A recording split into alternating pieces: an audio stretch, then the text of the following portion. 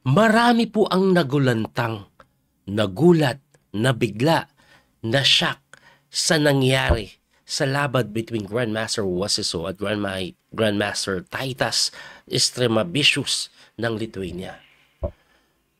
Natabla sila ng game 1 eh. Ngayon, game number 2, kung sino manalo, mag-move on na sa round number 3. Ang matatalo, uwi ang time. Ano ang nangyari? Explain ko yung mga pangyayari kasi grabe po yung emotion roller coaster kagabi. Puti-puti to. Si Titus, ang tinira niya po ay D4 na sinagot yung Wasin ng D5, Knight F3, Knight F6, nag C4, E6, Queen's Gambit decline. Tinira po ng Knight C3, Bishop E7 lang, kinapture po yung D5. Yan yung tinatawag nilang Queen's Gambit exchange variation.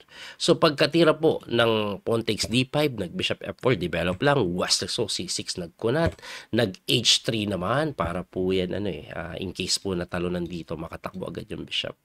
So ang ginawa naman po ni Wesley, nag queen to B6, and after queen to B6, move number 8, nag nobility agad ito pong si Titus. Kasi ang linya dati queen C1.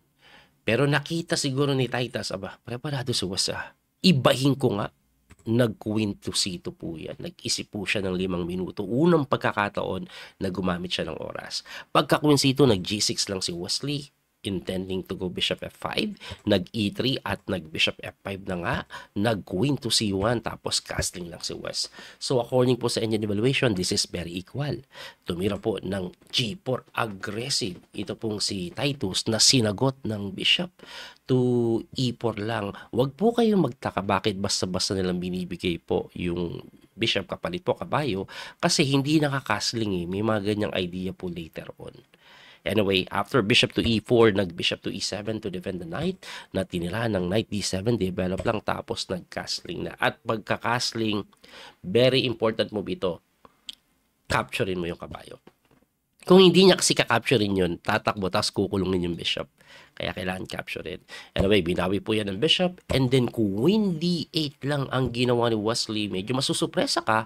Pero ako, nakuha ko yung mga idea niya na maaari gusto niya ipalit yung bishop. Maaring gusto niyang italon ito, tapos gumanon. Yan po yung mga naisip ko. Or knight dito, bishop to D6. Yan yung mga inisip ko nung gabi na nasa live stream ako eh. Ang ginawa po ni Titus, bumalik yung Reyna sa may C2 para mag-connect na yung Torre. Siguro, later on, pwede ka dito, or Rook C1, na tinirahan na ng Knight E8 ni Wesley. Knight E8 is not the best move. According sa engine, ang best move is dito, tapos gaganon. Pero Knight E8, pwede din kasing gumanon. At isa pa po sa nakikita ko sa Knight E8 na yan, kaya mas prioritize ni Wesley, baka gusto niya pong biyakin po yung F-file para po lumakas yung Torre. Anyway, sinagot po yan ng E4, number 1 engine move. Hindi ka ngayon basta-basta makapag F5. Kinapture po yan, binawi po ng bishop, and then nag-knight lang po sa may F6 si Wesley. Ngayon, pagka knight F6, nag-rook to D1. At ito ang nangyayari pagka rook D1. Pagka rook D1 po kasi, equal ang laban kung kakapturein mo to. Yan, madaling maintindihan yun, ma-equalize. Mapapalit-palit po kasi yung mga pyesa. Kaso, Wesley, being the higher rated player, hindi niya gusto ng tabla.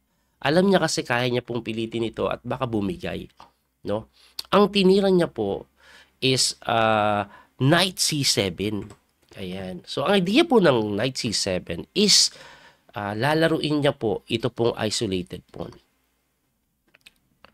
Pipilahan niya yan, mga ganun pong idea. Tapos dahil weak siya, baka sakali maka-create ng something. Nasinagot po yan ng Bishop G2. Siyempre, inatras na. At pagka-atras, nag-Queen D7, napipila. Nasinagot ng Queen B3. And then, nag-Knight lang po sa may D5 na. Ayan. In case man, magkapalit-palit po yung mga pyesa dyan, guys. May konting kurot sa side ni Wesley yan. Kasi, active yung bishop niya. Nasa itim po kasi yung, yung pawn. Ang ginawa, nag-bishop to E5. Pagka bishop to E5, ito yung matindi. Wesley, grabe yung blunder na pinawalan niya. Nag-isip siya ng 3 minutes dito, and tumira po siya ng rook to E8, which is double question mark. So, nag-losing. Bakit? Abay, sobrang accurate po ng kalaban ni Wesley by the way. During this position, nasa 99% accuracy yung kalaban ni Wesley. Nakita niya yung best move. Blunder po itong rook e8. Ang tama daw po is rook d8 muna. Bago ka mag-rook e8, kailangan mong depensahan muna to. Bakit? Kasi may g5. Ngayon, pagka g5 kasi hindi halata yung g5 na tire. Hindi halata. Kasi it looks like na, okay, pag gumalaw yung kabayo mo, may kain dito, di ba? May kain na ganun. So, medyo babagsak yung pawn. Kaso, unang iisipin mo talaga dyan, may knight takes to c3. Di ba? Ang problema ng knight takes to c3, may g takes f6 pala. Yan yung nangyari sa laro eh. Ha? Binigay lang? Opo. Kasi pag kinapture mo yan, ang iti takes bishop, and kala mo 2 pieces for a rook or quality up ka, itatakbo mo lang yung kabayo. Kulong yung kabayo. Kulong. Walang mapuntahan. Even chumek ka dito, kicking mo ban ka lang, pagkagalaw mo ng bishop, kulong yung kabayo. Grabe na kulong yung knight. Kaya napilitan si Wesley kainin yan. And then kinapture na po. And then nag-knight takes na lang sa f2 si Wesley. And then bishop to f6. Napak na ng bishop f6.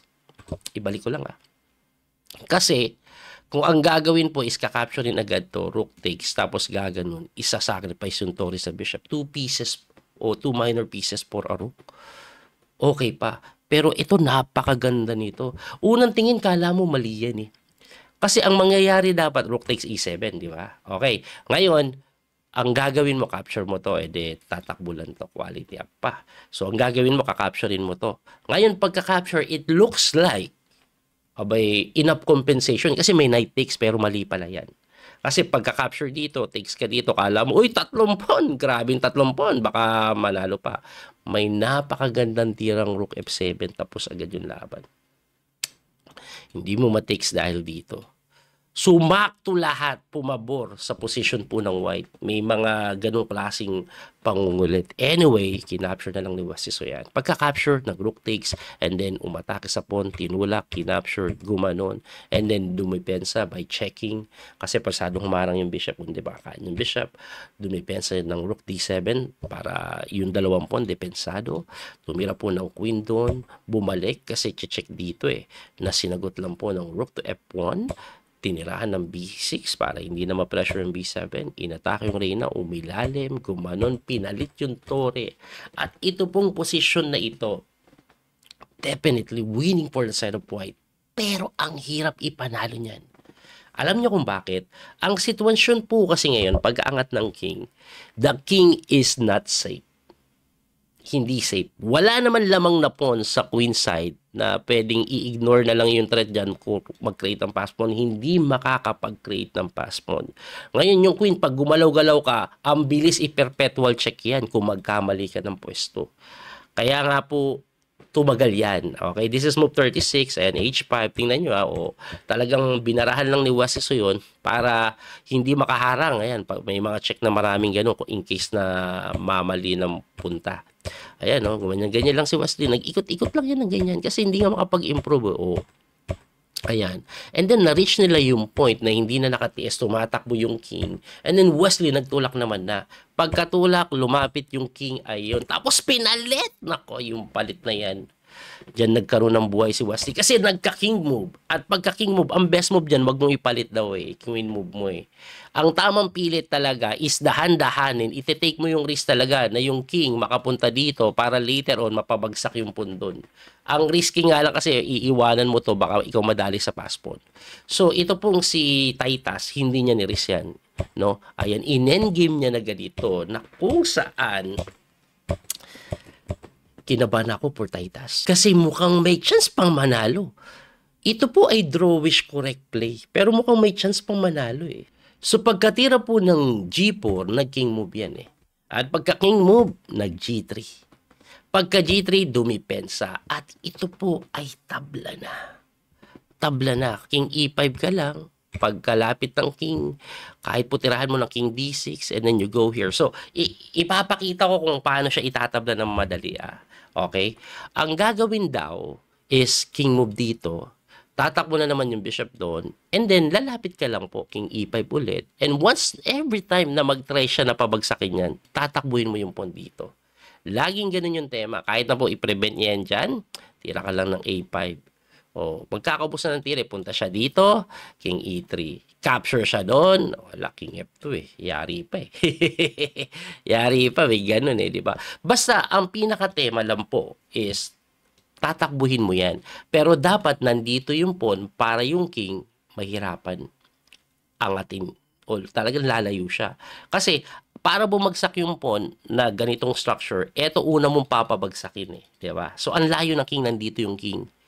Okay? Yun nga lang, si Wesley na tempang manalo. Pero naiintindihan ko siya. Hindi na siya makapag-calculate dito ng tama dahil 6 minutes na lang siya. And it's move 58 na. Halos ano po yan, mahigit 4 na oras na sila naglalaro eh. Mahigit 4 na oras na sila naglalaro. Halos maglilimang oras na yan. So, nag-H3 ng blunder.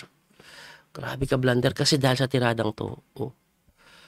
Hindi ka makaganito dahil makakadikit na mabilis at mauubos na mabilis. Wala kang time para maubos yung king, yung pawn sa king side o sa queen side. So, pasado kay tulak tas gumanito. And this is already losing. Losing na daw yan. O, losing na. Kasi nga, eto na lang yung kailangan pabagsakin. Yung king nandito, wala na dito. Hindi na enough yung distance para hindi makabawi dito. Pero eto nangyari, tingnan nyo. King D6, tumakbo, lumapit doon, gumanyan. Talagang ipe-prevent yung king para makapasok. Kasi once nakapasok, table. Lumapit yung king, tulak, bishop lang. Ayan, sinusugswang guys. O, sugswang. Ayan, o, walang mapuntahan. O, sugswang. O, sugswang. Ayan. Ngayon, winning na po ito. Ayan, nagpapabalik-balik si Wesley until nag-blunder ng A4. Bakit blunder yung A4? Kasi nakuha ni Wesley bigla yung perfect setup for a draw. I-explain ko ngayon lahat ng possibility na makikita ko. Bakit draw ito? Ang tinira ni Wesley B4 which is the best move. Sa live sim, ang saya-saya ko. Less than a minute si Wesley pero may chance makatabla. Kaso, tumira po ng King E4. And pagka King E4, ito yung kabigla-bigla. King G4. Nag-resign si Wesley.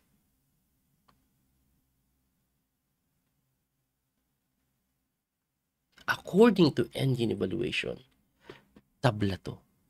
Pero bakit siya nag-resign? Ito po yung aking opinion. And I think, as a chess player, alam na alam ko to nangyayari ito. Pag hindi ka chess player, hindi mo to maunawaan. Ito po talaga yung tingin ko nangyari dito eh. They've been playing for more than 5 hours na. So, this is move 71. Tingnan yung oras ng Wesley. 1 minute na lang. Nag-resign siya dyan eh. Pero, drawish ito. Ngayon, bakit siya nag-resign at hindi niya nakita yung tabla? Sobrang mahirap makita ng tabla.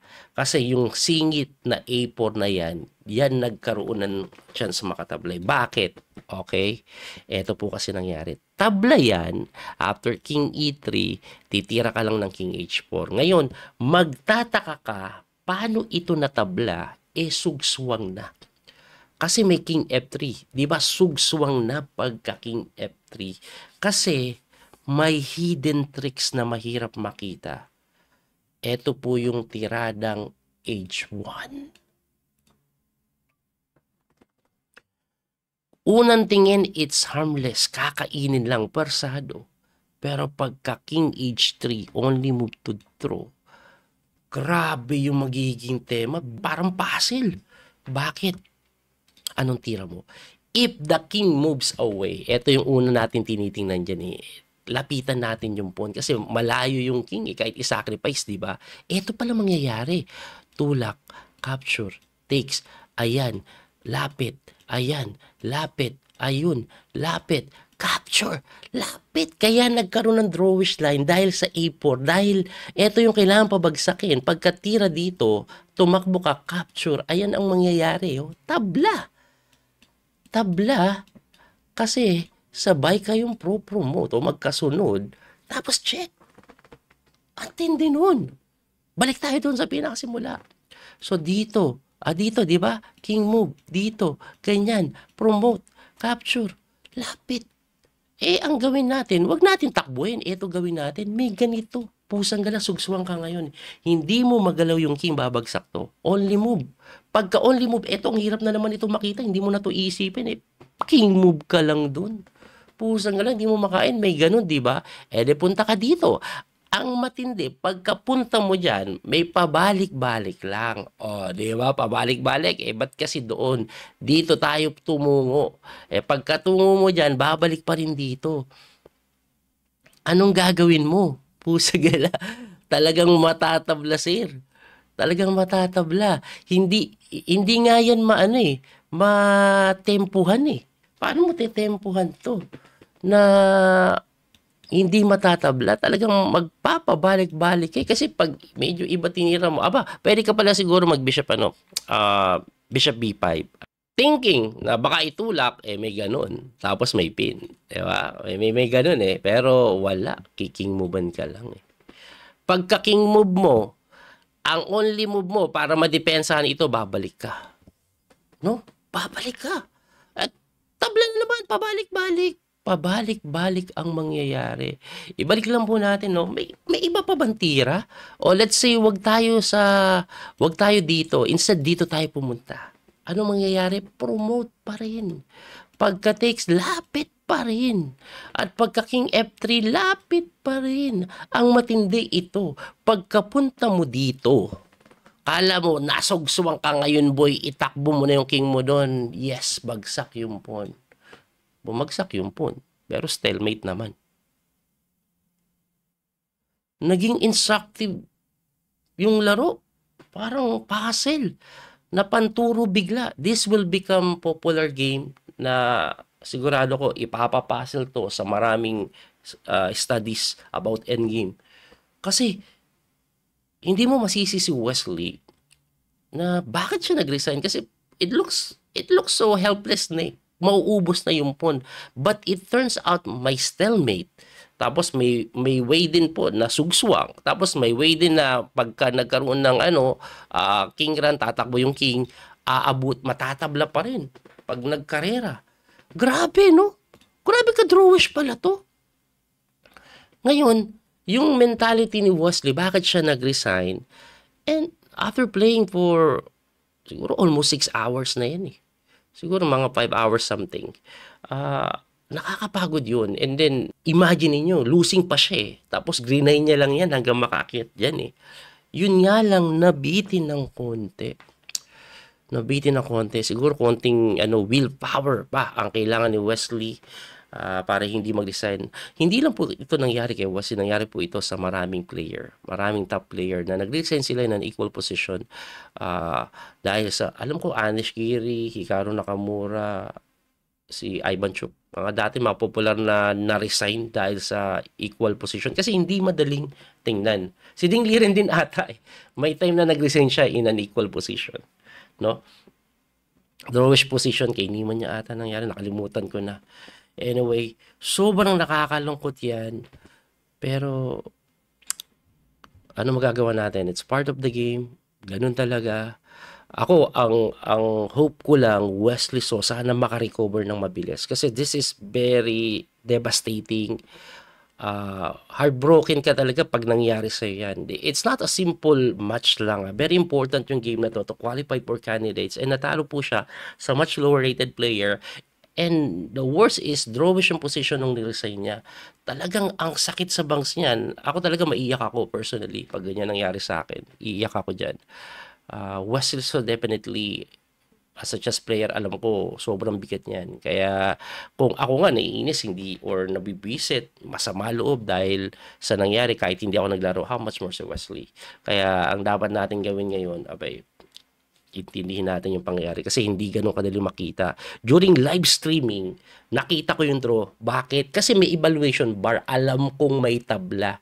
Kaya ina-analyze ko talaga. Pero si Wesley, he doesn't know na may tabla. Pag sinabihan mo siya noon during the game, oy, may tabla pa yan, makikita niya agad yun. Makikita niya agad yung promise. Kaso, obviously kasi, alam mong losing ka na, biglang nag-blunder lang sa tiradang A4 eh. Kumbaga, give up na talaga siya dyan, just prolonging the game. Pero sayang, hindi niya naispatan nung last minute. Saka po nag-blunder na matindi. Draw pa pala. Anyway, ganun talaga ang chess. minsan panalo, minsan talo. At hindi lang si Wesley ang uuwing luhaan, by the way. Kasi even si Grandmaster Yan Nepomniachtchi, ayan po, pinauwi din ng isang Indian Grandmaster na 2,500. Ubus. Uwian time din siya. Tabla first game, talo second game. Mabilis lang natin ipakita na 1 pundong lang nang walang kalatoy-latoy. Dito po, oh. Ayan, oh, naipit ng gusto eh. Boom. Naipit ng gusto at ayun. Naipit eh, walang magawa. Talagang tagilid na 1 pundaw, no? Grabe. Tapos yung 1 pundaw na yun, yan yung kumatay sa kanya throughout the game. Trinay pang makasurvive kasi opposite bishop, pero panga talaga ng structure. Ganda ng pilit dito ni ano eh. Ayan, yung G5. Ganda ng G5 pilit. Kasi nung nawala yung pawn doon, wala na. Tinis na. At dito nag-resign na lang. Bakit? Kasi ang only way to survive that pawn is dumipensa ka dito. Pero gaganon yan, king move, and then lalapit na yung king, papabagsakin lahat. Yung tori mo habang buhay magbabantay. Losing na din. Yan po ang nangyaring upset. Marami pang mapupunta sa tiebreak. Abangan po natin yung mga tiebreak like Niemann, will go to tiebreak. Pragnananda will go to tiebreak. Wasti sana tiebreak din, ikaw na tabla. Pero abangan po natin. Even to Bob, go to tiebreak din. Ay, nakakalungkot pero that's part of the game. Hanggang sa muling pagkikita, guys. Salamat sa suporta, nanood sa atin live. God bless po. Don't forget to like and share, follow and subscribe. Salamat ulit. Bye-bye. That little mouse, 'cause I'm an albatross.